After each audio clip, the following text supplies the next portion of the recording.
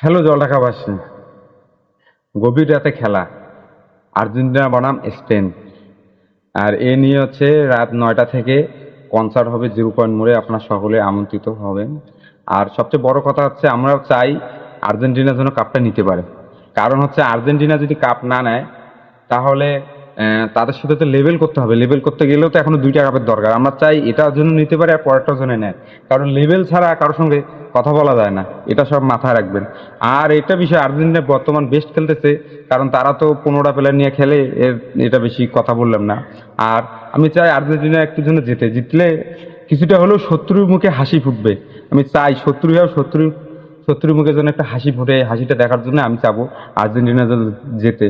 অবশ্যই আপনারা সকলে টিভি সেট বা মোবাইল সেটের সামনে থাকবেন আর দেখবেন আসলে খেলাটা কে জেতে। সবাই ভালো থাকবেন। আল্লাহ হাফেজ।